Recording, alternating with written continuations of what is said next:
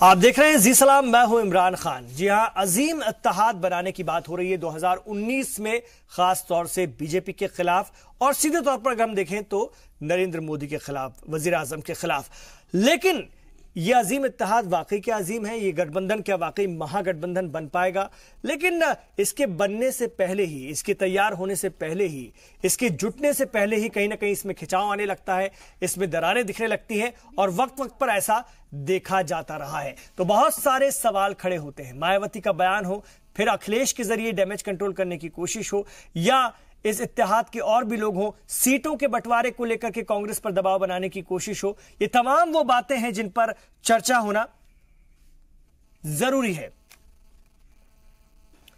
तो अजीम इत्तेहाद, जी हां, मई में कर्नाटक की वो तस्वीरें तो आपको याद ही होंगी जब एक स्टेज पर तमाम बड़ी अपोजिशन पार्टियां साथ नजर आई थी, हाथ में हाथ डाले सभी लीडरान मुत्तहिद हुए। लेकिन जैसे जैसे वक्त गुजरा, इस खीर में खट्टा पनाना शुरू हो गया और इस इत्तेहाद में इख्तिलाफ की कई खबरें सामने आती रही हैं। तो बड़ा सवाल भी यही है कि कौन, जब बात की जाती है कि हम आवाम के साथ हैं, आवाम के लिए काम कर रहे हैं, आवाम की मुश्किलों को हल करने के लिए एक महा इत्तेहाद बना रहे हैं, अजीम इत्तेहाद बना रहे हैं, तो ऐसे में कई बार कुर्बानियां भी देनी पड़ती है अगर आपको आवाम की फिक्र है। ये तस्वीरें तो आपको याद होंगी, ये कर्नाटक की तस्वीर है, बेंगलुरु की तस्वीर है, जब वहां पर कुमार स्वामी का शपथ ग्रहण समारोह यानी हलफ बर्दारी तकरीब चल रही थी। उस वक्त तमाम वो सियासी जमातें जो कि 2019 में बीजेपी के खिलाफ इलेक्शन लड़ना चाह रही हैं और साथ मिलकर लड़ना चाह रही हैं, ऐसा दिखाने की कोशिश कर रही थी कि हम बेहद करीब आ गए हैं और अब कोई इख्तिलाफ नहीं रहा है। लेकिन वक्त गुजरने के साथ साथ तस्वीर कुछ और बनती जा रही है। इत्तेहाद में इख्तिलाफात साफ नजर आ रहे हैं। वो मायावती जो कांग्रेस के साथ एक स्टेज पर खड़ी नजर आ रही थी, सोनिया गांधी खास तौर से उन्हें अपनी तवज्जो का मरकज बना रही थी, आज वही मायावती साफ तौर पर कह रही हैं कि अगर उन्हें मन मुताबिक सीटें नहीं मिली तो फिर वो अकेले इलेक्शन लड़ेंगी। तो ये कैसा इत्तेहाद जब सब नहीं है साथ? खास तौर से अगर हम बात करें बाई इलेक्शंस में उत्तर प्रदेश में, जिस तरह से बीजेपी और समाजवादी पार्टी और बीएसपी की नजदीकियां सामने आई थी और उसमें कामयाबी भी नजर आ रही थी, क्या वो 2019 तक इसी तरह साथ रह पाएंगी? क्या वो एक दूसरे के लिए कुछ कुर्बानी देंगी? ये बड़ा सवाल है। तो इन्हीं पर हम बात करेंगे आज। बहुत अहम मसला है, बहुत अहम मुद्दा है और ये देखना होगा कि कौन कौन वाकई कुछ कुर्बानियां देकर के साथ हो पाता है, इस अजीम इत्तेहाद की ताकत बन पाता है। इसमें मैं अपने साथ कुछ मेहमानों को भी जोड़ूंगा, उनका तारुफ भी आपसे कराऊंगा। तो ताजा मामला जो है वो आपको बता दें कि बीएसपी सदर मायावती के बयान के बाद ये मामला एक नया रुख ले चुका है और वो खातिर ख्वाह सीटों की बात कर रही हैं। इतना ही नहीं, इत्तेहाद का अहम हिस्सा हम पार्टी जो है जीतन राम मांझी की, उन्होंने भी सभी सीटों पर इलेक्शन लड़ने का ऐलान कर दिया है। अखिलेश यादव ने जरूर डैमेज कंट्रोल करने की कोशिश की, मामले को संभालने की कोशिश की, लेकिन राहुल गांधी का कोई बयान अभी सामने नहीं आया है। तो सवाल यह है कि क्या 2019 से पहले ही अजीम इत्तेहाद लड़खड़ा गया है या फिर सीटों का सवाल इत्तेहाद पर भारी पड़ रहा है? इसी पर हम अपने खास पैनल से बातचीत करेंगे और कोशिश करेंगे समझने की कि आखिर क्या वजह है कि ये लोग कभी साथ दिखते हैं और कभी इनमें खिंचाव। तो मेरे साथ इसी पर बात करने के लिए कुछ खास मेहमान हैं। आइए मैं उन्हें अपने साथ जोड़ता हूं और आपका उनका तारुफ आपसे भी मैं कराना चाहता हूं। इस वक्त हमारे साथ घनेंद्र भारद्वाज साहब हैं जो कि कांग्रेस के कौमी तर्जुमान हैं और हमारे साथ आईपी सिंह साहब हैं, भारतीय जनता पार्टी के लीडर हैं, दिल्ली से हमारे साथ हैं। अब्दुल माजिद निजामी साहब हमारे साथ हैं जो कि सीनियर सहाफी हैं। निनाद सेठ को भी मैंने अपने साथ जोड़ा है जो कि सियासी तज्जियाकार हैं और मैडम भी हमारे सवालों का जवाब देंगी। तो आइए आगाज करते हैं और बात शुरू करते हैं। मैं घनेंद्र भारद्वाज जी का सबसे पहले रुख करना चाहूंगा।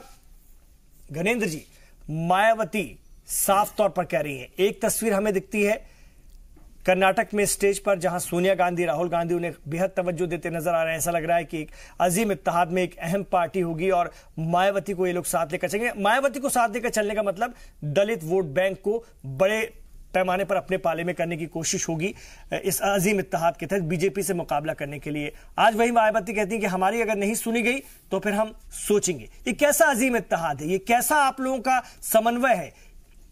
और कांग्रेस जो कि इसको लीड कर रही दिखती है, कम से कम उसकी तरफ से अभी तक कुछ ऐसी बात नहीं आती मायावती के बयानों पर, क्या कहेंगे?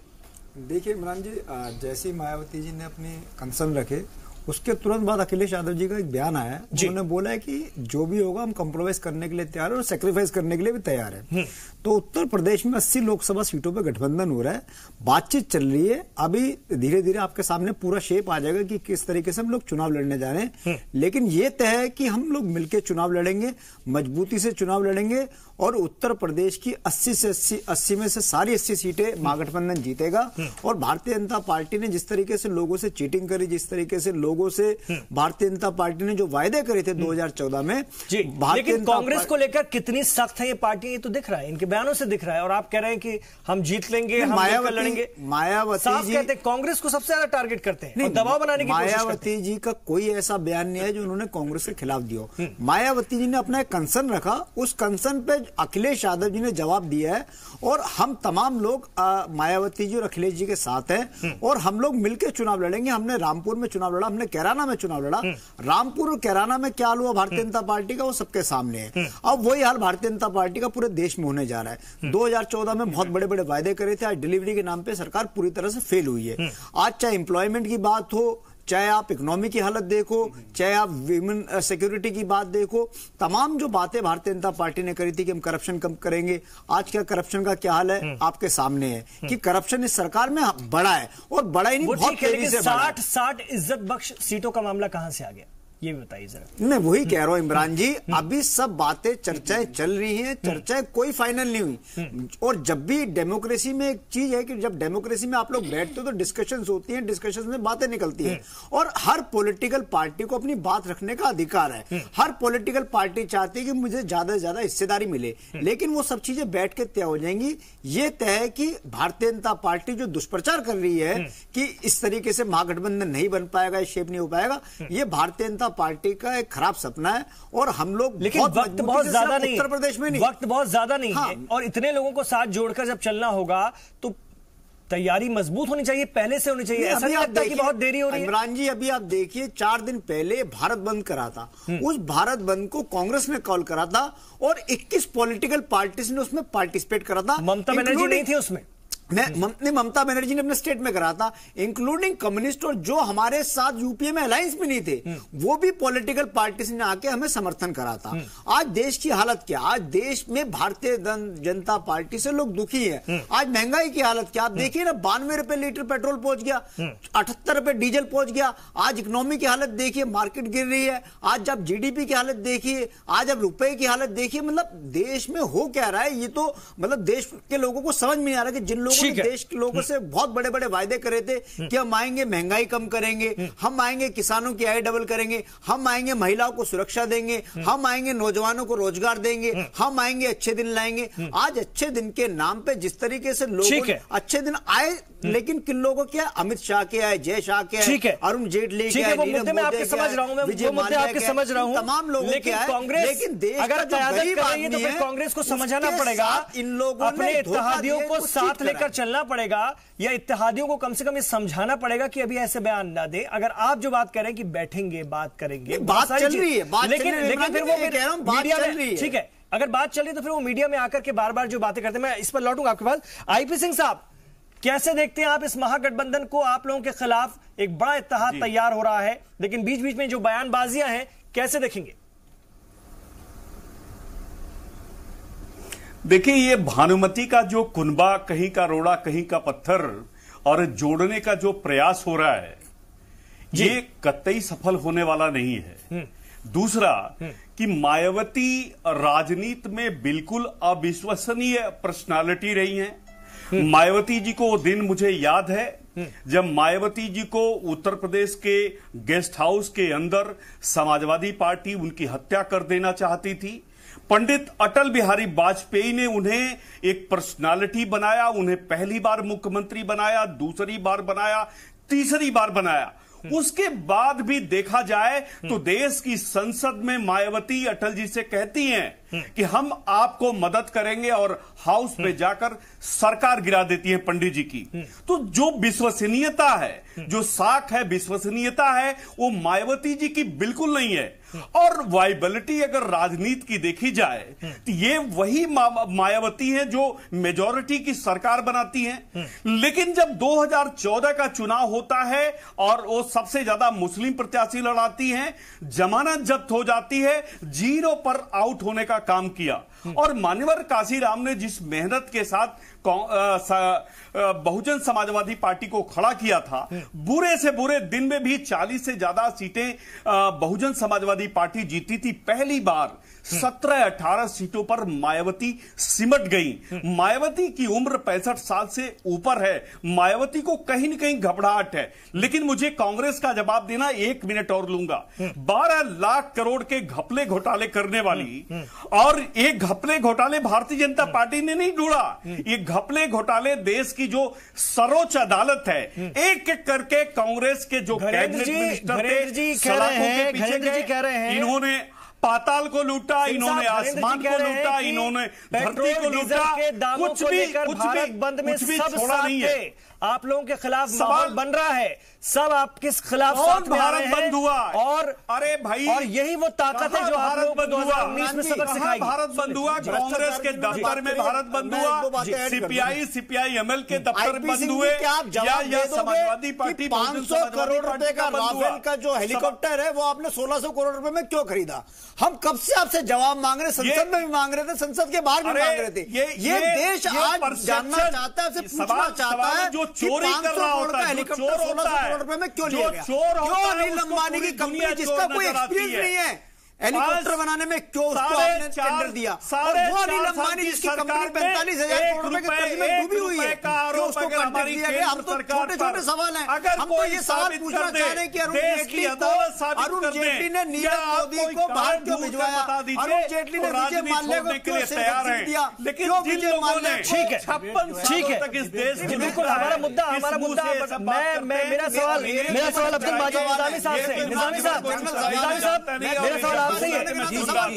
कहिए मेरी बात जाने दें, ठीक है, ठीक है, ठीक है, आप सवाल का जवाब देते हैं। निजामी साहब, मेरा सवाल आपसे। जी, गठबंधन जो है अजीम इत्तेहाद अगर जनता के लिए, आवाम के लिए तो कुछ कुर्बानियां भी मांगता है। लगता है ये लोग कुछ कुर्बानियां दे पाएंगे, कुछ सैक्रिफाइस कर पाएंगे? पहले तो मैं आपसे रिक्वेस्ट करूंगा कि ये जो टॉपिक है ये गठबंधन को लेकर है। बिल्कुल, और ये टॉपिक से बार बार हट रहे हैं, डाइवर्ट कर रहे हैं। वो हटते हैं, कांग्रेस बीजेपी जब भी आएगी हटने की कोशिश करते हैं, लेकिन हमें पकड़ के रखना है। जी, गठबंधन की आपने सवाल किया, गठबंधन के बारे में कुर्बानी देता हुआ तो कोई नजर ही नहीं आ रहा। सब लोग इस जुगाड़ में लगे हैं कि मौके का फायदा उठाया जाए। इस वक्त मौका ये मिल रहा है, लोगों को ऐसा लग रहा है कि महागठबंधन बन जाएगा तो हम जीत जाएंगे, किसी भी पार्टी से हमें सिंबल मिल जाएगा, महागठबंधन की लहर चलेगी और हम जीत जाएंगे। इसमें कोई शक नहीं है कि अगर ये महागठबंधन सही से बन जाता है और सिस्टमैटिकली काम करता है तो महागठबंधन तमाम मतलब बीजेपी का सोपड़ा साफ कर देगा, ये तय है बिल्कुल। मैं आपको ग्राउंड लेवल की रिपोर्ट बता रहा हूं कि महागठबंधन को लेकर एक्साइटेड है वोटर, क्योंकि उसके पास में पहले ऑप्शन नहीं था, अब उसको ऑप्शन नजर आ रहा है। 2014 की सिचुएशन बिल्कुल अलग थी। नरेंद्र मोदी जी ने जो ख्वाब दिखाए थे, जो सपने बेचे थे, उन सपनों की वजह से वोट मिला था उनको मायावती जी का भी वोट मिला, उनको जो अखिलेश का भी वोट मिला, उनको तमाम लोगों का वोट मिला। लेकिन आज की सिचुएशन बिल्कुल अलग है, उनकी उम्मीदें टूटी हैं और उनको नजर आ रहा है एक महागठबंधन की शक्ल में एक अलग तरह का। नहीं, लेकिन माजिद साहब, लेकिन कोई कॉमन मिनिमम प्रोग्राम भी तो होना चाहिए, कोई एजेंडा भी होना चाहिए। आपने वोट डाला था, महागठबंधन ने अगर सिस्टमेटिकली वोट डाला था, आपने विरोध किया, आप लोग तब भी विरोध कर रहे थे, आज भी कर रहे हैं। अरे भाई साहब, 31% पर आपने गवर्नमेंट बनाई है, 69% आपके खिलाफ नहीं करती है। आप इस बात को मत भूलिए। और 69% वोट अगर एक जगह पड़ गया होता तो आप कहीं के भी नहीं रहते। और ये फॉर्मूला इस बार इलेक्शन में आपको नजर आएगा। महागठबंधन ने अगर सिस्टमेटिकली इलेक्शन लड़ा तो 69% वोट में से अगर 40+% वोट महागठबंधन ने कामयाब हो जाता है तो आपकी तो जमानत जब्त हो जाएगी। ठीक है, नईम अब्बास को भी हम अपने साथ जोड़ेंगे, फोन लाइन पर हैं, बीएसपी के लीडर हैं, उनसे बात करेंगे। नईम अब्बास साहब, यही आपसे जानना चाहेंगे, आपकी जो सुप्रीमो हैं, कभी कुछ कहती हैं, कभी कोई बात रखती हैं, आप लोग अजीम इत्तेहाद में रहेंगे या नहीं, ये क्लियर कीजिए जरा।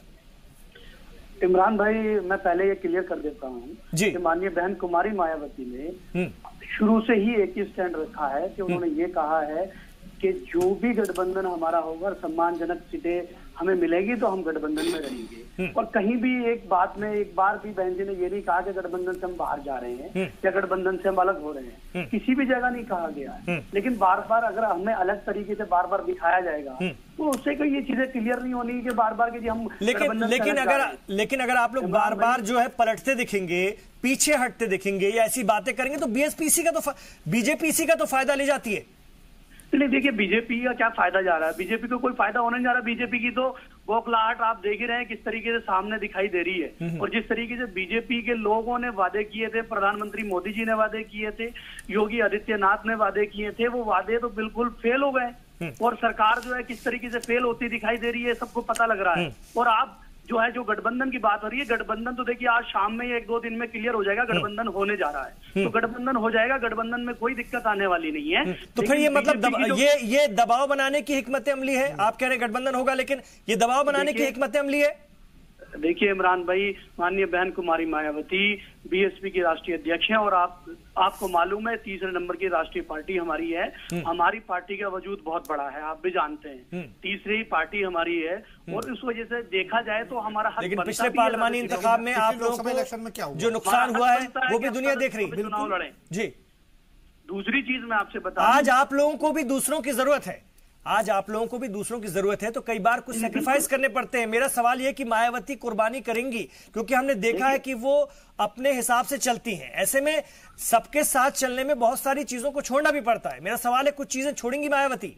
बिल्कुल। देखिए, समाजवादी पार्टी के लिए कुछ चीजें छोड़ेंगी, अखिलेश के लिए कुछ छोड़ेंगी, कुछ कांग्रेस के लिए छोड़ेंगी। बिल्कुल बिल्कुल बिल्कुल बिल्कुल छूटेंगी। और ऐसी बात नहीं, माननीय बहन कुमारी मायावती का जो बयान है आप उसको बहुत अच्छे से देखिए, उन्होंने क्या कहा है उस बयान के अंदर। कैसा नहीं कि कुर्बानी नहीं दी जा रही, कुर्बानी दी जा रही, गठबंधन हो रहा है, इतनी बड़ी बात हो रही है। गठबंधन इसीलिए हो रही है कि आप हम देश हित में ये सोच रहे हैं। माननीय बहन कुमारी मायावती देश हित में सोच रही हैं, क्योंकि जिस तरीके के लोग आज की डेट में हिंदुस्तान को चला रहे हैं, वो आपस में मतभेद, हिंदू मुस्लिम को जिस तरीके से जो है झगड़ा फसाद फैलाया जा रहा है, उसको भगाने के लिए, उसको हटाने के लिए गठबंधन किया जा रहा है। और देश हित में गठबंधन बहुत जरूरी है। इमरान भाई, मैं आज एक बात आपको क्लियर कर देता हूं, क्योंकि मुझे चीजें क्लियर नहीं हो रही, मैं टीवी पे नहीं हूं, इसलिए मेरी बात पूरी क्लियर नहीं हो पा रही है मुझे, और ना मुझे वहां से क्लियर हो पा रहा है कि अभी 2-4 दिन के अंदर ही सारी चीजें क्लियर होके आ जाएंगी और सीटों का जो बंटवारा है वो सार्वजनिक होकर के आपके सामने आ जाएगा। ठीक है।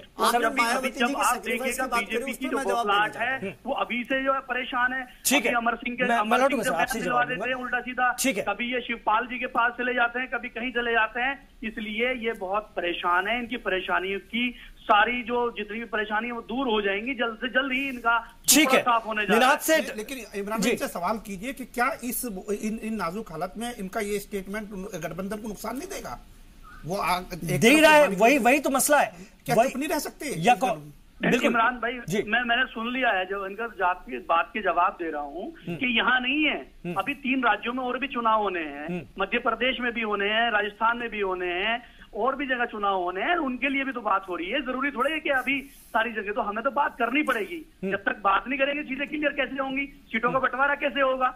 ठीक है, निराश से ठीक है, आप कैसे देखेंगे? इमरान जी, मुझे आप 2 मिनट दीजिए। जरूर। मैं 3 चीजें कहना चाहूंगा। पहली बात, जब इतना बड़ा प्रोजेक्ट होता है महागठबंधन जैसा, तो गिव एंड टेक में टाइम लगता है, पोस्चरिंग होती है, कोई कुछ कहता है और कोई कुछ कहता है, तो ये तो स्वाभाविक है कि इतने बड़े प्रोजेक्ट में थोड़ा सा मिस्ट्री एलिमेंट तो आएगा ही। पर हम अगर टेक्निकली देखें तो मायावती जी की कितनी पकड़ अब रह गई है दलित वोट पे, ये एक बहुत बड़ा मुद्दा है और ये तय करेगा किस तरह से नेगोशिएशन होंगे। आप 80 में से 17 सीटें जो है रिजर्व सीटें हैं यूपी में, जहां पे मायावती जी कॉम्प्रोमाइज करना नहीं चाहेगी, पर समाजवादी पार्टी चाहती है कि वो वहां पे अच्छी तरह लड़े।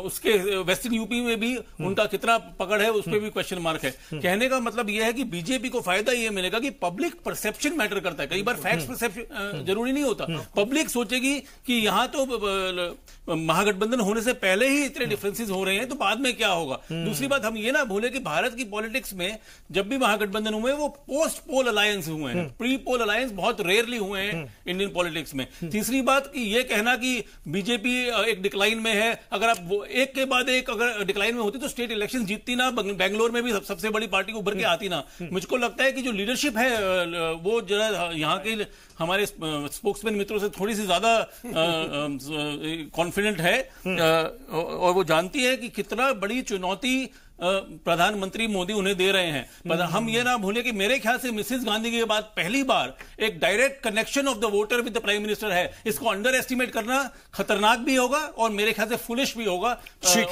ऑपोजिशन के लिए। इतना आसान ना महागठबंधन बनाना है और ना मोदी को हराना है। डॉक्टर रोली मिश्रा, आप समाजवादी पार्टी की कौमी तर्जुमान हैं।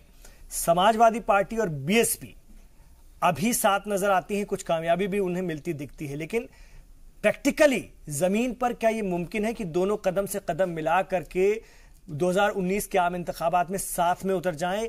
आप लोग सियासत अच्छे से करते हैं, जानते हैं, और किस तरह से खींचतान रही इन दोनों सियासी पार्टियों में, और मायावती का जो नेचर रहा है, अखिलेश क्या उसे संभाल पाएंगे उत्तर प्रदेश में, और आप दोनों के अपने अपने मफाद हैं इसको लेकर के?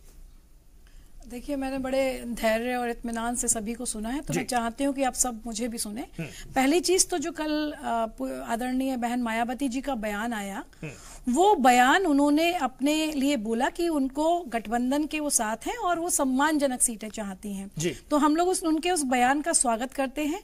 आज हमारे राष्ट्रीय अध्यक्ष आदरणीय अखिलेश यादव जी ने अपना बयान दिया और उन्होंने कहा कि इस गठबंधन के लिए हमें अगर कोई सेक्रीफाइस या हमें अगर किसी भी प्रकार का कोई पीछे भी हटना पड़ेगा, एक कदम पीछे हटना पड़ेगा, तो हम वो उनका सम्मान रखते हुए, क्योंकि वो उम्र में, तजुर्बे में और कहीं आदरणीय अखिलेश जी से बड़ी हैं और वो हमेशा उनका सम्मान करते हैं, तो हम उसमें पीछे हटेंगे। तो हमारा पक्ष पूरी तरीके से स्पष्ट है। अब जो यहाँ पर जहां तक भारतीय जनता पार्टी का सवाल है, तो भारतीय जनता पार्टी बिल्कुल तिलमिला गई है, इस समय बहुत परेशान है। आप उनकी उकताहट, आप उनकी तिलमिलाहट बहुत आसानी से देख सकते हैं, वरना चैनलों पर ये कहीं भी चर्चा का विषय नहीं होता। भारतीय जनता पार्टी के पास 4.5 वर्षों में दिखाने के लिए कुछ है ही नहीं। पूरे 4.5 वर्षों में कहीं वो जुमला सिद्ध हुई। देश के प्रधानमंत्री, आज उनका जन्मदिन है, मैं उनको शुभकामनाएं भी देती हूं, लेकिन देश के प्रधानमंत्री जहां एक मंच के माध्यम से ये कहते हैं कि सभी के खातों में 15 लाख रुपए आएंगे, तो ये हम जैसे प्रबुद्ध लोग नहीं है। भारत की जो अधिकतर आबादी है वो बहुत भोली है, वो इतनी समझदार नहीं है कि वो ये समझे कि ये जुमला हो सकता है, और उसके बाद वही उसी पार्टी के राष्ट्रीय अध्यक्ष कहते हैं कि अरे वो तो एक जुमला था। तो जब ये जुमलों की सरकार बन गई और 4.5 वर्षों में ना शिक्षक विरोधी सरकार है, ये किसान विरोधी सरकार है, ये युवा विरोधी सरकार है, ये महिला विरोधी सरकार है, कहीं पर कोई राहत महसूस नहीं हो रही है। तो ऐसी स्थिति में ये बेहतर नहीं हो कि आपकी जो अजीम इत्तेहाद है, महागठबंधन का हर जो दल है, वो ये कहे कि बीजेपी को जहां जहां से जो ज्यादा मजबूती से टक्कर दे सकता है, हम लोग वहां से उतरेंगे, और ये हम लोगों की जो क़यादत कर रहा है वो डिसाइड कर लेगा, या आपस में बैठकर नहीं। देखिए, मैं ये बात क्यों नहीं निकल कर? नहीं, मैं आपको एक बात बता दूं, हालत भी कोई बहुत अच्छी नहीं रहा। सेकुलर मोर्चा बना बैठे हैं, शिवपाल यादव, मुलायम सिंह यादव को खुद ऑफर दिया कि आप भी इससे लड़ जाइए। इस तरह की चीजें तो आप लोगों की भी मजबूरी है। देखिए, आपको मैं बात स्पष्ट रूप से एक बात बता देना चाहती हूं, और वो बात ये है कि हम पूरी तरीके से गठबंधन के लिए तैयार हो चुके हैं। हमारी सारी रणनीतियां बन चुकी हैं। जरूरी नहीं है कि मीडिया के समक्ष या लोगों के समक्ष उन रणनीतियों को प्रस्तुत किया जाए। बहन जी से हमारी बात हो चुकी है। उन सब चीजों के बाद, क्योंकि आप लोगं ने पिछले 4.5 वर्ष एक बहुत बड़ा दुष्प्रचार किया। सुनिए, 4.5 वर्ष दुष्प्रचार किया, और वो दुष्प्रचार ये था कि इस देश में विपक्ष है ही नहीं, कोई सशक्त विपक्ष नहीं है। कांग्रेस के जो अध्यक्ष हैं उनके खिलाफ दुष्प्रचार किया। इसलिए आज एक पूरा मंडल महागठबंधन आपके सामने है। मायावती जी के जो बीच बीच में बयान आते हैं, उससे ये समझ में आता है कि आप लोगों की जो भी बात हुई होगी वो उसको बहुत ज्यादा संजीदगी से नहीं ले रही है। देखिए, यहाँ किसी वक्ता ने यह भी कहा कि अभी 3 राज्यों के जो बीएसपी के प्रवक्ता थे उन्होंने कहा था कि अभी 3 राज्यों में भी चुनाव होना बाकी है। तो मायावती जी की जो भी बात है, मैं बिल्कुल मायावती जी को बेहद गंभीर मानती हूँ, और वो जब उनकी कोई बात होती है तभी वो प्रेस कॉन्फ्रेंस करते हैं, मीडिया को बहुत ज्यादा मीडिया के सामने नहीं आती है, और पूरी तरीके से मायावती जी ने हम लोगों को लेकर के अपना रुख स्पष्ट किया हुआ है। हम उनको सम्मानजनक सीटें देने के लिए भी तैयार हैं। नईम अब्बास साहब क्या कहेंगे? बड़ा बयान है डॉक्टर ओली मिश्रा जी का, सम्मानजनक सीटें छोड़ेंगे आप लोगों के लिए, और कम से कम सपा बसपा ये अजीम इत्तेहाद में कह सकती है कि हम दोनों एक दूसरे के लिए कुर्बानी देने को तैयार हैं। आप क्या कहेंगे? और ऐसे में जब मायावती इस तरह के बयान दे रही हैं, नईम अब्बास साहब। इमरान भाई, अखिलेश भाई ने बहुत अच्छा बयान दिया था इससे पहले कि हम देश हित में ये कुर्बानी देने के लिए भी तैयार हैं, और आज हमारी बहन जो बैठी हैं उन्होंने भी बहुत अच्छा बयान दिया है। और देखिए, देश हित में बहुत जरूरी भी है, क्योंकि आज की डेट में जिस तरीके का माहौल चल रहा है वो देश हित में नहीं है। और जिस तरीके से माननीय प्रधानमंत्री जी मोदी जी उल्टी सीधी भाषा इस्तेमाल करते हैं, योगी जी इस्तेमाल करते हैं, और जिस तरीके से जो गाय के नाम पे लोगों को मार देते हैं, उनका स्वागत बीजेपी के पार्टी के प्रवक्ता और बीजेपी के मंत्री नहीं, वो सब आपको फिक्र है, अच्छी बात है, लेकिन लीड कौन करेगा ये भी बताइए। क्या सोच रहे हैं आप? देखिए, लीड इस अजीम इत्तेहाद को लीड कौन करेगा? बिल्कुल बहुत जल्दी क्लियर हो जाएगा इमरान भाई। नहीं तो और आपको क्लियर होना चाहिए ना, अभी आपको पता ही नहीं है। अभी बहुत जल्दबाजी हो जाएगी, बहुत जल्दबाजी होगी इमरान भाई बताने में कि लीड कौन करेगा। अभी सीटों का बंटवारा हो जाने दीजिए, वो सार्वजनिक हो जाएगा। मायावती की भी अपनी ख्वाहिशात हैं, बहन जी की भी अपनी ख्वाहिशात हैं, और बहुत पुरानी ख्वाहिशात हैं। आपको लगता है कि उन पर उनकी तरफ भी तवज्जो देनी चाहिए इस अजीम इत्तेहाद में? बिल्कुल देना चाहिए। हमारे राष्ट्रीय अध्यक्ष तवज्जो दे रहे हैं उन पर। बिल्कुल माननीय बहन जी इस लायक हैं कि उनको देश के प्रधानमंत्री बनाया जाए, और वो बिल्कुल देश को बहुत अच्छा। घनेंद्र जी मुस्कुरा रहे हैं, घनेंद्र भारद्वाज जी कांग्रेस के कौमी तर्जुमान मुस्कुरा रहे हैं, लेकिन इससे पहले अब्दुल माजिद साहब आपके पास आना चाहूंगा, आप कुछ कहना चाह रहे थे? मैं कहना ये चाह रहा हूँ, 2-3 बातें मैं कहना चाहूंगा, जरा सा टाइम दें। एक तो बात यह है कि सिर्फ उत्तर प्रदेश पे फोकस हो रहा है, महागठबंधन और भी जगहों पर हो रहा है, पूरे देश में हो रहा है। आप ममता बनर्जी को इग्नोर नहीं कर सकते हैं। ममता बनर्जी ने एक बार भी पॉजिटिव स्टेप या पॉजिटिव स्टेटमेंट नहीं दिया है इस महागठबंधन को लेकर। उनके साथ केजरीवाल खड़े हैं, दिल्ली में 7 सीटें हैं जो बीजेपी के पास हैं। अगर केजरीवाल का गठबंधन होता है, कांग्रेस के साथ आती हैं, तो ये मतलब एक अंदाजा है, एक अनुमान है कि शायद वो 7 की 7 सीट जीत जाएंगे, क्योंकि वोट का जो 2014 का जो एक वो था एनालिसिस किया था उस वक्त, तो यही था कि बहुत कम मार्जिन से सब सीटों पर हारे हैं। तो एक तो इसको इग्नोर मत करिए, ममता बनर्जी को इग्नोर नहीं कर सकते हैं। अब एक बात समझ में आई, जब कोई गठबंधन बनता है, कोई इत्तेहाद बनता है, तो पहले तय होता है कि उसका लीड कौन करेगा, सबसे पहले तय होता है। अब बड़ी बड़ी बातें कर लीजिए, कोई फायदा नहीं है। मैं इसकी एक मिसाल देकर समझा रहा हूं आपको। अभी उत्तर प्रदेश का इलेक्शन हुआ था, कांग्रेस का और अखिलेश का गठबंधन हुआ, अखिलेश यादव जी का। आप ये देखिए कि विकास का एक बड़ा चेहरा बनकर आए थे अखिलेश यादव, नौजवानों की आवाज बनकर आए थे। अखिलेश यादव जी को भी पूरा कॉन्फिडेंस था कि मैं ऐसे ही जीत जाऊंगा, और लोगों को भी अंदाजा था कि सबकी जमानत जब्त हो जाएगी, कुछ नहीं, अखिलेश के सामने कोई नहीं रुकेगा।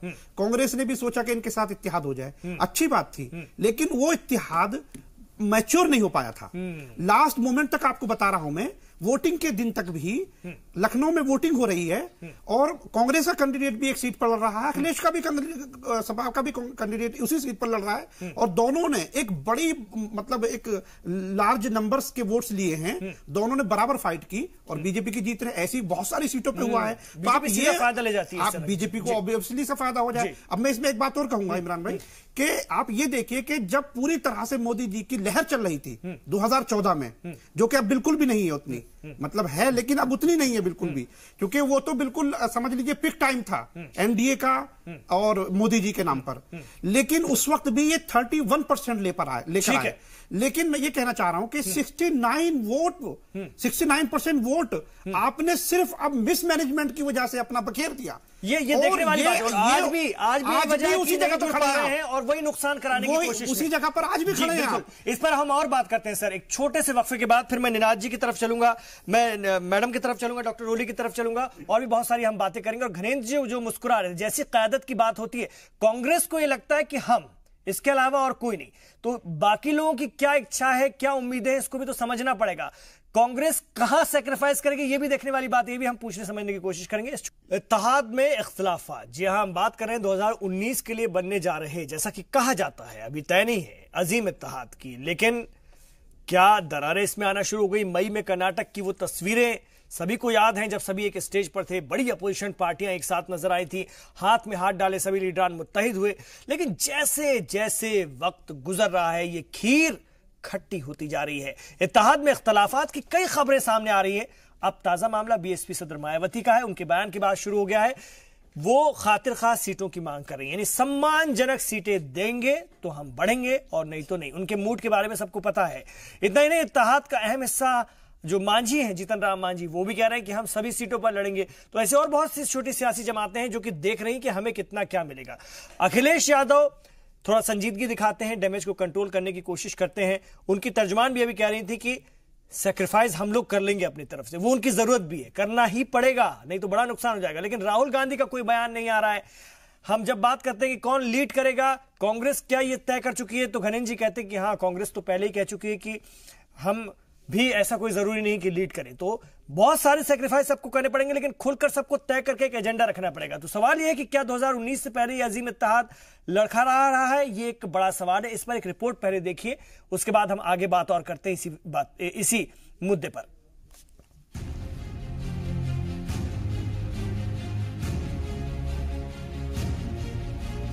क्या 2019 के लिए बनाया जा रहा अजीम इत्तेहाद खतरे में है? ये सवाल इसलिए खड़ा हो रहा है क्योंकि महागठबंधन की अहम पार्टी बीएसपी की सुप्रीमो मायावती ने एक बयान से सियासी गलियारों में हलचल तेज कर दी है।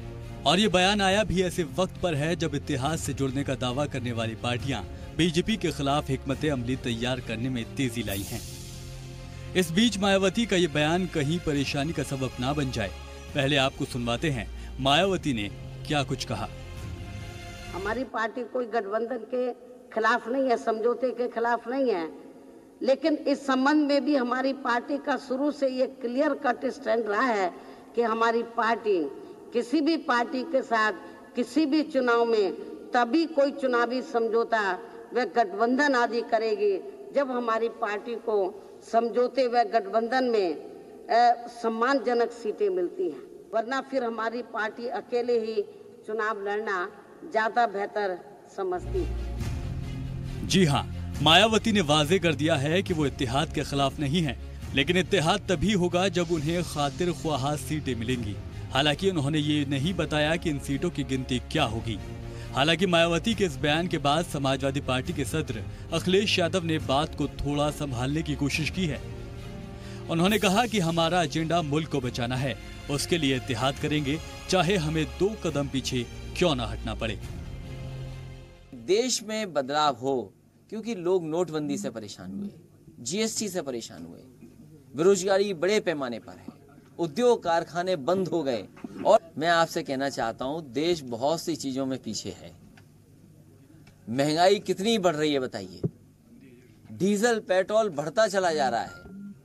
हम तो चाहते हैं भारतीय जनता पार्टी के लोग ऐसा चमत्कार करें, ऐसा चमत्कार भारतीय जनता पार्टी की आर्थिक नीतियों का हो कि जितना आज डॉलर में रुपया आ रहा है, एक दिन ऐसा आए कि रुपए में उतने डॉलर आए। सिर्फ मायावती ही नहीं है जिन्होंने अजीम इत्तेहाद के पॉलिसी साज की परेशानी पर शिकन डाल दिया है।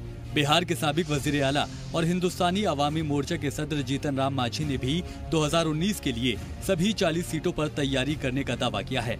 हालांकि मांझी भी अजीम इत्तेहाद का हिस्सा हैं और उनका ये दावा मुश्किल भी खड़ी कर सकता है। तो 241-42 का आधा कर दीजिए न, कितना हुआ? उसी प्रकार से 40 का आधा कर दीजिए, कितना हुआ? एकदम 20 सीट पर हमारे लोगों ने कहा है कि हमारी उपस्थिति बहुत अच्छी है, वहां से अगर हमको सीट मिलती है तो वहां हम सीट निकाल लेंगे। अब मायावती और मांझी का ये बयान यकीनन अजीम इत्तेहाद के लिए मुश्किलों से भरा है। हालांकि मायावती का ये जरूर कहना है कि अपोजिशन की ये कोशिश होगी कि बीजेपी को किसी भी कीमत में इक्तदार में आने से रोका जाए, और यही बात अखिलेश और राहुल भी कह रहे हैं। इसका मतलब ये तो वाज़ेह है कि सभी का हदफ तो एक है, लेकिन सभी अलग अलग रास्तों पर चलकर इसे हासिल करना चाहते हैं। तो ये कहना गलत नहीं होगा कि बड़ी मुश्किल डगर है 2019 की। जी सलाम के लिए गुफरान सिद्दीकी की रिपोर्ट। तो मायावती के तेवर देखने के बाद साफ समझ में आ जाता है, उनकी बॉडी लैंग्वेज देखने के बाद साफ समझ में आ जाता है कि वो सीधे तौर पर कांग्रेस को टारगेट पर लेकर रखी हुई है उन्होंने, और उसकी कई वजूहत हो सकती हैं। हो सकता है कि जो असेंबली इंतखाबात हैं अभी आगे आने वाले, उसके लिए हो सकता है वो सीट शेयरिंग चाह रही हो, कुछ वहां चाह रही हो, बहुत सारी उनकी सियासत का ये इशारे हो सकते हैं। इसको समझने की जरूरत है। निनाद सेठ साहब, जिस तरह के इख्तलाफात, जिस तरह की धमकी भरा अंदाज और जिस तरह की ये बहुत बड़ी माथापच्ची, इतना आसान नहीं है। जैसा कि नईम अब्बास साहब कह रहे थे कि हमको तो बैठना है और सब तय हो जाएगा, जैसा कि रोली जी भी कह रहे हैं कि हमारी तरफ से तो तब सब तय। इतना आसान आपको लगता है क्या ये अजीम इत्तेहाद में इतनी जल्दी हो पाएगा और इतनी आसानी से हो पाएगा? देखिए, अगर आपने सुश्री मायावती जी का बयान देखा हो जी, तो तेवर अगर आपने देखे हो तो एक वार्निंग दी है उन्होंने। ये वार्निंग दोनों को दी है, एसपी को भी और कांग्रेस को भी, कि हमको हल्के में ना लें, हम 60-65 सीटों से कम में मानने वाले नहीं हैं। आप ये भी देखिए कि 2000 इन सब में ये हो क्यों रहा है, क्यों होते हैं महागठबंधन किसी मुद्दे के लिए होते हैं ज्यादातर, या किसी सोच विचार को लेकर होते हैं। यहाँ एक आदमी को लड़ने के लिए महागठबंधन हो रहा है। जब यहाँ पे कोई सोच विचार ही नहीं है, एक ही आदमी का हुआ है, तो ये सब होना लाजमी है। मैं दो चीजें सिर्फ कहूंगा, बड़ी ब्रीफली, बड़ी जरूरी चीजें हैं मेरे ख्याल से। एक, पहली बात यह है कि दोनों, हम ये भूल रहे हैं कि बीजेपी भी एक गठबंधन है, वो भी आराम से नहीं बैठे हुए हैं, वो भी अपने ब्रिजेस कोशिश कर चुके हैं, वो भी कोशिश कर चुके हैं। और दूसरी बात, हमें यह भी देखना चाहिए कि नॉन यादव ओबीसी वोट है, उन्होंने अच्छा एक्सपीरियंस नहीं रहा है एसपी वॉज यादव पार्टी, तो नॉन यादव वोट बैंक एक रेस्टिव वोट बैंक है, जिसको हम ये ना भूले प्राइम मिनिस्टर भी ओबीसी है, जिसको बीजेपी टारगेट करेगी। मैं बार बार ये कह रहा हूं कि बीजेपी को हराना इतना आसान नहीं है, नंबर गेम नहीं है सिर्फ। 1971 में मिसेस गांधी के अगेंस्ट बहुत बड़ा कोएलिशन खड़ा हुआ था, Mrs Gandhi crushed that coalition. Please bear in mind कि इतना आसान जो नंबर जमीन पे रखते हैं और पॉलिटिक्स में होता है, उसमें एक बहुत बड़ा फर्क होता है। और इस बार प्रधानमंत्री की जो पॉलिसीज है और 8% जो ग्रोथ रेट है, वो एक बहुत बड़ा एक तरह की खाई है महागठबंधन मेरे ख्याल से महागठबंधन को अगर साथ आना है, महागठबंधन को अगर साथ आना है, तो किसी एक पार्टी को खड़े होकर स्टेट्समैनशिप दिखानी पड़ेगी, किसी एक पार्टी को ज्यादा लंबा सोचना पड़ेगा। 224 से कुछ कहना चाह रहे हैं, फिर मैं आईपी सिंह साहब के पास जाऊंगा। घरेन जी, मैं निबात जी, मैं आपकी बातों से सहमत इसलिए नहीं हूं, पता नहीं आपको कैसे 8% की ग्रोथ रेट नजर आ रही है। 8% तो अरुण जेटली भी नहीं देख रहा, जो सबसे फ्रॉड आदमी है, चीटर आदमी है, जो फाइनेंस मिनिस्टर, उसको भी नहीं 8% नजर आ रही। पता नहीं 8% छोड़ दो। देखो, ये सरकार जो है ना, मैनिपुलेशन की सरकार है, ये हर चीज को मैनिपुलेट कर देती है, जीडीपी को भी मैनिपुलेट कर देती। मेरे को आज तक समझ नहीं आया, मैंने भारतीय जनता पार्टी के कई साथियों से सवाल करा कि जीडीपी में 3% तो एग्रीकल्चर ग्रोथ देती है और 3% उस पर इंडस्ट्रियल ग्रोथ चल रही है। हमारी एग्रीकल्चर ग्रोथ जो 5% से 2% आ गई, इंडस्ट्रियल ग्रोथ 6% से 2% आ गई, फिर कैसे जीडीपी बढ़ रही? ये कहां? ये सिर्फ आंकड़ों की बाजीगिरी है। ये सुन लो, ये आंकड़ों की बाजीगिरी है। और आईएमएफ से लेकर तमाम एजेंसी जो है नरेंद्र मोदी कंट्रोल करते हैं, उनकी वजह से रेटिंग आती है। ये इन फर्जी रेटिंग में मत जाओ। आज देश में गरीब आदमी की हालत क्या है, उस पर देखो। आज देश में महंगाई कहां जा रही है, आप उसको देखो। आज पेट्रोल डीजल कहां जा रहा है, उसको देखो। आज अर्थव्यवस्था की क्या हालत, आप उसको देखो। आज रुपया कितना नीचे गिर गया, उसको देखो। और रुपया तो छोड़ो, सरकारी बहुत नीचे गिर चुकी है। इतने बड़े बड़े मुद्दे हैं, आप कह दीजिए इतने बड़े बड़े मुद्दे हैं, हर स्तर पे हम साथ देंगे, अखिलेश लीड करें, हम साथ देंगे, मायावती लीड करें, हम साथ देंगे, ममता बनर्जी लीड करें।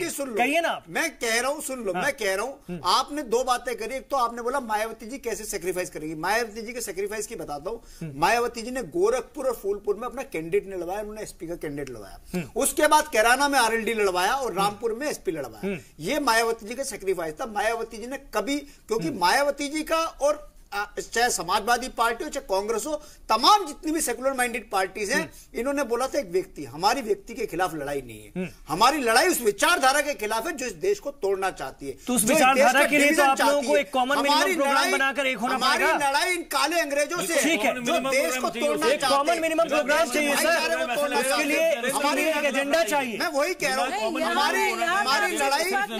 हमारी लड़ाई उस विचारधारा के खिलाफ है। ठीक है, आरएसएस की विचारधारा साहब, जो चाहती है कि इस देश का भाईचारा खत्म हो, ठीक है, इस देश की धर्मनिरपेक्षता खत्म हो, इस देश का फिर से डिवीजन हो रिलीजन के नाम पे, हम उस विचारधारा के खिलाफ है जो इस देश को तोड़ना चाहती है। हम उस विचारधारा के खिलाफ है जो इस देश में दलितों को दबाना चाहते हैं। हम उस विचारधारा के खिलाफ है जो इस देश के किसानों को दबाना चाहते हैं। हम उस विचारधारा के खिलाफ है जो इस देश के नौजवानों को एक विचारधारा को लेकर, एक एजेंडे को लेकर देश की महिलाओं आप लोगों के खिलाफ बुरा बर्ताव करते हैं। महिलाओं की आपके सवालों के जवाब हमारी विचारधारा के खिलाफ लड़ाई है। हमारी लड़ाई किसी व्यक्तिगत आदमी के खिलाफ नहीं है। और निश्चित तौर पर मैं एक बार निवास जी आपको बताता हूं, बार बार आपने सवाल करा कि गठबंधन को लीड कौन करेगा।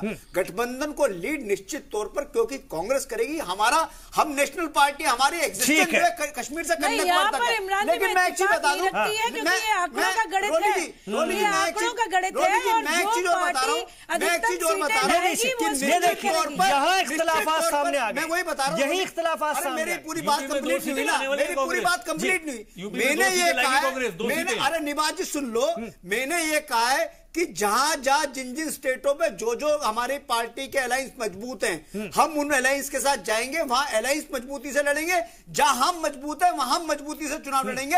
लेकिन इस देश के जितनी भी सेकुलर माइंडेड पार्टीज है, सबने एक धैर्य बना लिया कि 2019 में हमें इस सरकार को हटाना है। नरेंद्र मोदी के सेकुलर जमातें, उससे देश को मुक्त कराना है। सारी सेकुलर जमातें इसी एजेंडे पर, सेकुलरिज्म के एजेंडे पर एक हो रही हैं। लेकिन यहां पर भी इख्तिलाफात एकदम से देखने लगते हैं क़यादत के मसले पर, नेतृत्व के मसले पर। कितना हल्के में लेंगे इनकी बातों को या कितना संजीदगी से लेंगे, क्योंकि सीधे आप लोगों के खिलाफ एक एजेंडे के साथ, हालांकि अभी तक कोई कॉमन मिनिमम प्रोग्राम नहीं है, लेकिन सब इकट्ठा हो रहे हैं।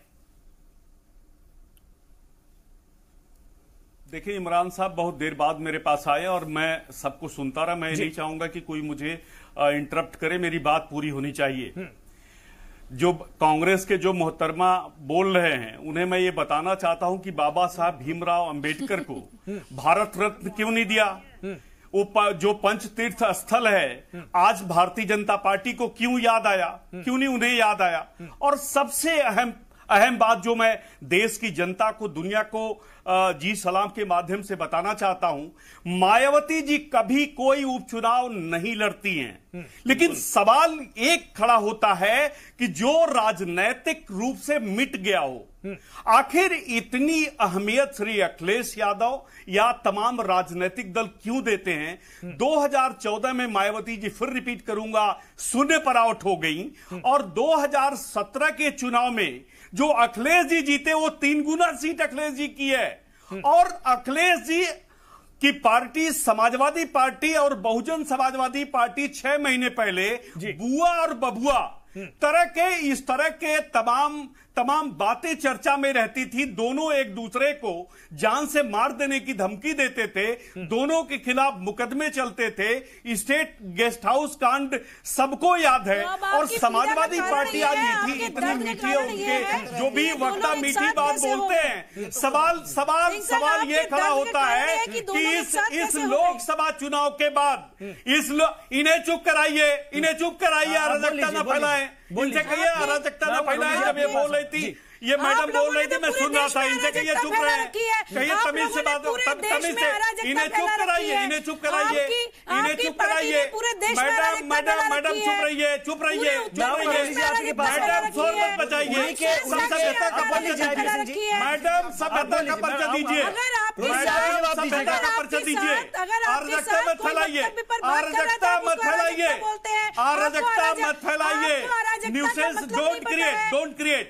नहीं, बिल्कुल जी, मुझे मेरी बात पूरी हो जाने दीजिए, उसके बाद आप शोर मचाइए, मुझे कोई आपत्ति नहीं होगी। मेरी बात पूरी हो जाने दीजिए। सवाल ये खड़ा होता है, क्या समाजवादी पार्टी इतना झुक रही है? क्या ये परिवार का जो विभाजन है कारण ये है, या समाजवादी पार्टी के झुकने का कारण है? और ये 6 महीने के बाद जब लोकसभा का चुनाव समाप्त होगा, जब ये समाप्त होगा, तो क्या समाजवादी पार्टी फिर बहुजन समाजवादी पार्टी के साथ खड़ी होगी? और मायावती से इतने झुकने के कारण समाजवादी पार्टी को देश की जनता, प्रदेश की जनता को देना चाहिए। और कांग्रेस किस मुंह से बात करती है? क्या मायावती जी के जमाने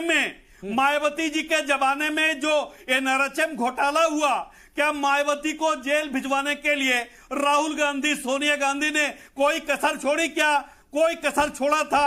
आज मायावती जी इसलिए प्रिय लग रही हैं क्योंकि उनको कहीं न कहीं इस बात का इल्म है कि इनको मदद होगी। क्या मायावती जी को कांग्रेस 3 राज्यों में चुनाव होने जा रहा है, मध्य प्रदेश, छत्तीसगढ़, राजस्थान, क्या उन्हें 40% की सीटें देने जा रही है कांग्रेस? ये सारे सवाल आपके सवाल का जवाब मैं लेता हूं और मैं डॉक्टर रोली से लेता हूं। डॉक्टर रोली, जो बहुत अहम बात वो कह रहे हैं, इतना झुकने की क्या जरूरत है उनके लिए जो कि 0 पर आउट हो रहे हैं, उनके लिए जिनकी आपकी जिनको ज्यादा जरूरत है, आप लोग उनके आगे झुक रहे हैं। मायावती जब धमका रही हैं तो अखिलेश यादव डैमेज कंट्रोल करते हैं, आप लोग इतना क्यों झुक रहे हैं? और वो इल्जाम लगा रहे हैं कि जो आपके परिवार में, आपकी पार्टी में जो टूट हो रही है, उसका एक कहीं ना कहीं आप लोगों को खौफ है। झुकता वही जिसमें जान होती है, अखड़ तो मुर्दों की पहचान होती है। सिंह साहब, आपने अराजकता शब्द का इस्तेमाल किया, बड़ा अशोभनीय शब्द आपने यहाँ इस्तेमाल किया। अराजकता आप लोग पूरे प्रदेश में फैला रहे हैं। अब आपके चिंतन का नहीं, चिंता का विषय बन गया है कि उत्तर प्रदेश में गठबंधन कैसे बन रहा है, क्योंकि आप जानते हैं कि जो आप लोगों ने पिछले 4.5 वर्षों में आपके और आपके प्रधानमंत्री ने क्योटो की स्थापना की है, उस क्योटो की गंदगी का क्या हाल है? जनता त्राहिमाम कर रही है। प्रदेश के पूरी युवा, बेरोजगार, सभी शिक्षक, शिक्षा मित्र, युवा सब सड़कों पर है। आज आप लोगों ने अपने किसी भी वादे को पूरा नहीं किया है। पता नहीं कहां से ग्रोथ रेट आप लेकर के आए हैं।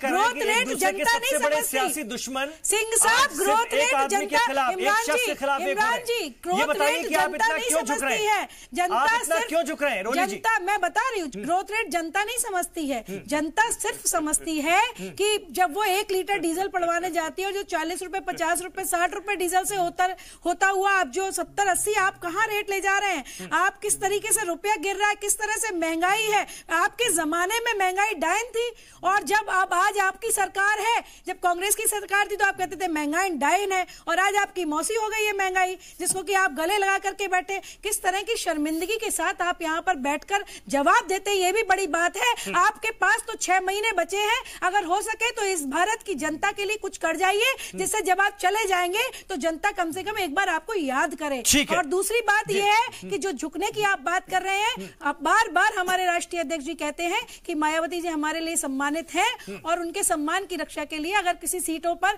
थोड़ा सा आगे पीछे होना पड़ेगा तो वो हम काम करेंगे। जबकि आप जानते हैं कि उत्तर प्रदेश में हम लोगों की स्थिति क्या है। हम लोग एक मजबूत स्थिति में है। कांग्रेस के भाई बार रामपुर का नाम ले रहे थे, टोकना चाहते हो, नूरपुर का विधानसभा चुनाव था वो, तो नूरपुर में भी हमारी सीट जीती है। जितने उपचुनाव है वो हम जीते हैं, और हमारे लिए बहुत गौरवशाली और बहुत गर्व की बात है कि हम लोग जो हैं वह उन जगहों से चुनाव जीते हैं, गोरखपुर और फूलपुर से, जहां उत्तर प्रदेश के उप मुख्यमंत्री और मुख्यमंत्रियों ने अपनी सीटें छोड़ी हैं। तो हमारे लिए गर्व की बात है और हम उस पर काम कर रहे हैं। और भारतीय जनता पार्टी आज चिंतन में नहीं, चिंता में है। अब्दुल माजिद साहब, भारतीय जनता पार्टी क्या वाकई चिंता में है, फिक्र में है, या जिस तरह का इससे पूछे कि इससे पहले किस दल की पैरवी करती थी जो आज समाजवादी पार्टी की कर रही है? मुझे सिंह साहब, आप अपनी बदतमीजी का परिचय मत दीजिए। मेरी मातृत्व पार्टी समाजवादी पार्टी है, और पिछले 12 वर्षों से मैं समाजवादी पार्टी में हूँ, और इस तरह की असभ्य शब्दावली का आप प्रयोग मत कीजिएगा सिंह साहब। निजी टिप्पणी ठीक है, देश की जनता समझ रही है। अब्दुल माजिद सिंह साहब, इस तरह असभ्य शब्दावली का प्रयोग अगर आप महिला के लिए करेंगे तो आप लाइव टीवी पर जा रहे हैं, कल आपको मुकदमों का सामना करना पड़ेगा। इससे पूछिए कि आप अपने परिवार की महिलाओं के लिए इस्तेमाल क्या कीजिएगा ऐसे शब्दों का प्रयोग। मैं आईपी सिंह जी की बात से ही अपनी बात को आगे बढ़ाऊंगा। नहीं, न हमारी बेटी है, न हमारी बहन है, न हमारी माँ रही है, हम तो ऐसे आ गए। तो इसीलिए आपकी जब माँ बहन बेटी नहीं है तो दूसरों को भी आप इसी दृष्टि से देखेंगे। इस तरह के अभद्र लोगों को आप बिठाते क्यों हैं? चैनल इस तरह के निजी इल्जामों को बिल्कुल भी नहीं पसंद करेगा और ना इनका समर्थन करेगा। नहीं सर, इस तरीके के अभद्र लोगों को आप बिठाते हैं। आपकी बात से एक बात बढ़ाना चाह रहा था कि आपको जब लग रहा है कि मायावती जी के साथ कांग्रेस ने ये किया, आप सबका एक इतिहास बता रहे हैं, तो फिर आप इतना बौखलाए क्यों हैं? अगर महागठबंधन से आपको कोई दिक्कत नहीं, आपको लगता है कि मतलब महागठबंधन नहीं बनने जा रहा है, आप बिल्कुल मत बौखलाइए, आप परेशान न रहिए। और आपको अगर इतना कॉन्फिडेंस है कि आपका जो है जीडीपी बढ़ रहा है और आपने जो है तमाम चीजें अच्छे से कर दी, देश को जो सपने दिखाए थे वो पूरे कर दिए, तो आप बिल्कुल परेशान ना होइए। अब दूसरी बात मैं कहूंगा, इमरान साहब जो भी बात कर रहे थे, बीजेपी के लिए चिंता का इशू बिल्कुल है, 100% है। क्योंकि देखिए, 2014 के बाद जितने भी उपचुनाव हुए लोकसभा, उनमें बीजेपी का आप रेशो उठा के देख लीजिए जीत हार का, कि उनको क्या मिला। वो तमाम सीटों पर लगभग हारे हैं। जो अपनी जीती हुई सीट थी वो भी हार गए। जो हारी हुई थी 21 सीटों में से 9 सीटें वो हारे हैं।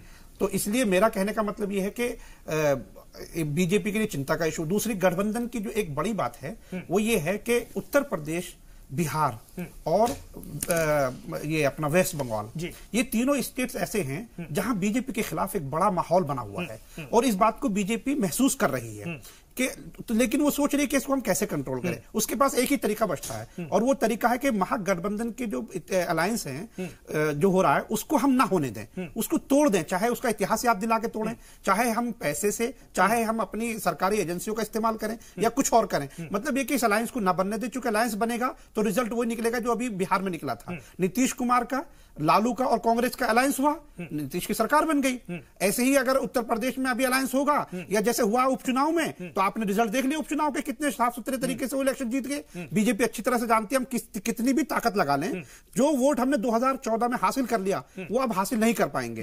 तो लिहाजा हमें जीतने का सिर्फ एक ही तरीका बचता है कि हम अपोजिशन को डिवाइड कर दें। अपोजिशन को अगर डिवाइड कर देते हैं तो हम जीत जाएंगे, लेकिन अपोजिशन को डिवाइड नहीं होना है।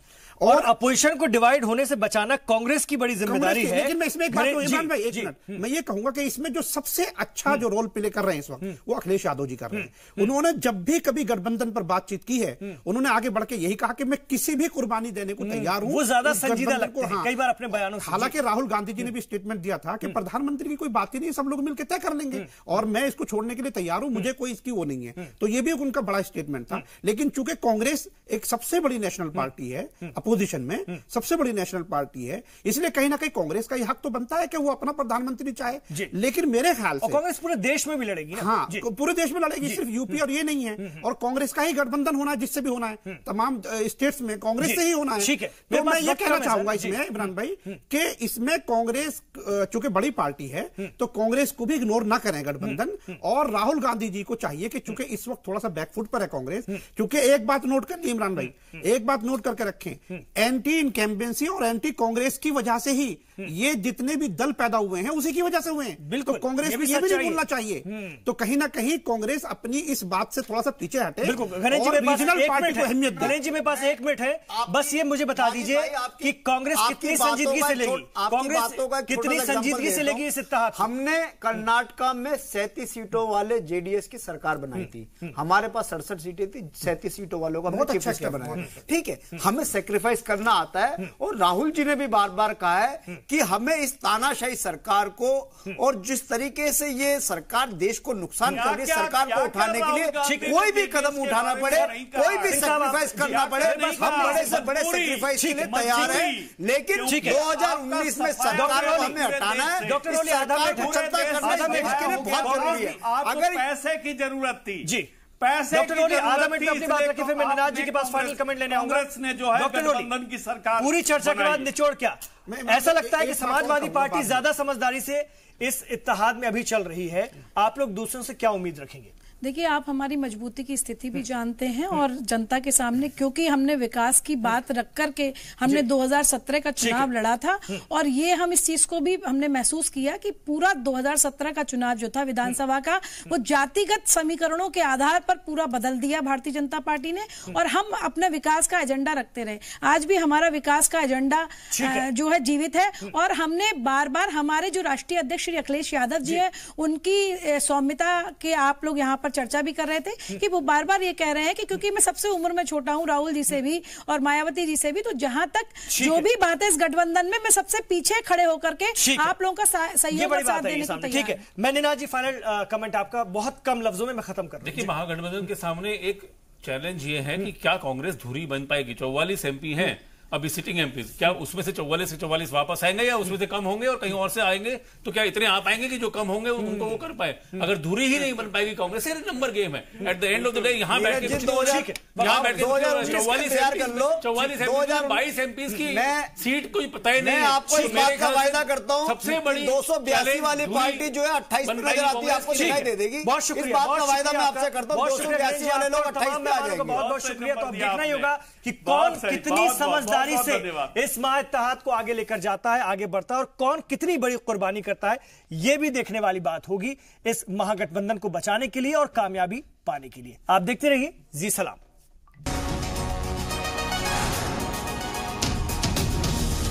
जी सलाम, हिंदुस्तान की उम्मीद।